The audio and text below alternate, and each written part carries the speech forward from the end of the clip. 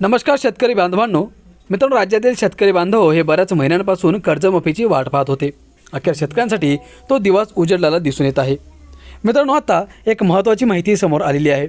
राज्यातील आता शेतकऱ्यांना कर्जमाफी झालेली आहे आणि बऱ्याचशा जिल्ह्यांमध्ये कर्जमाफीच्या संदर्भातल्या याद्या देखील प्रसिद्ध करण्यात आलेल्या आहेत.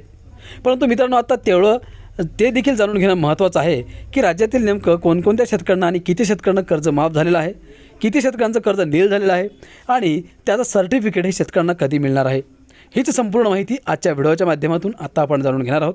त्यामुळे हा व्हिडिओ तुम्ही शेवटपर्यंत नक्की बघा आणि आपल्या शेतकरी मित्र या यूट्यूब चॅनलला तुम्ही अजूनही सबस्क्राईब केलं नसेल तर लगेच सबस्क्राईब करून घ्या, कारण शेतीविषयक संदर्भातली संपूर्ण माहिती आणि विश्वसनीय माहिती तुम्हाला रोज आपल्या या चॅनलच्या माध्यमातून बघायला मिळणार आहे. तर चला, जास्त वेळ न घेता ही सविस्तर माहिती पुढीलप्रमाणे जाणून घेऊयात. शेतकरी बांधवांनो, राज्यातील बळीराजासाठी एक अत्यंत दिलासादायक बातमी समोर आली आहे.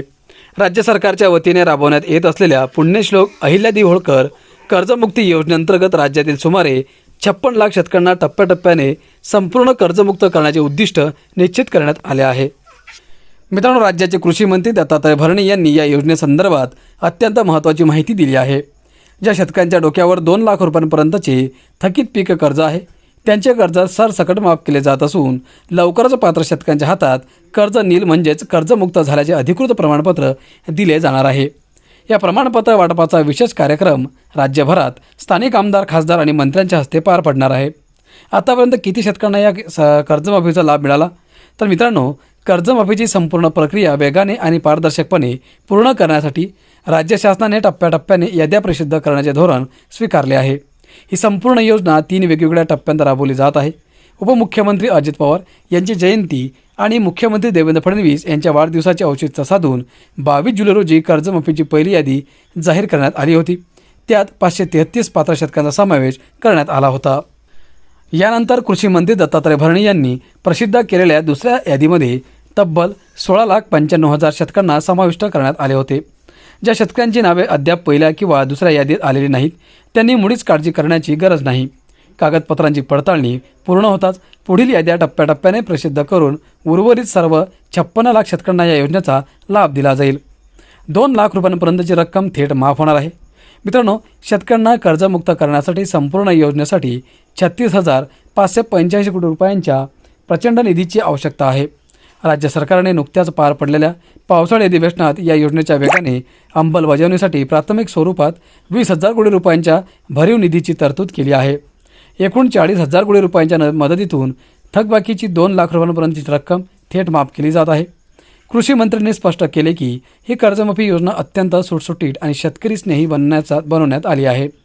शेतकऱ्यांनी आवश्यक कागदपत्रांची पूर्तता केली की लगेचच या योजनेचा थेट लाभ त्यांच्या खात्यावर किंवा बँकेच्या कर्ज खात्यावर जमा केला जाईल.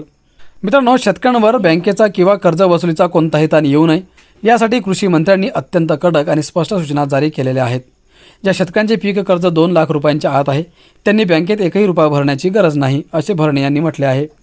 तसेच कर्जमाफीची प्रक्रिया सुरू असताना बँकांना कोणत्याही प्रकारे शेतकऱ्यांना त्रास देता येणार नाही, अशी सक्त ताकीदही देण्यात आली होती.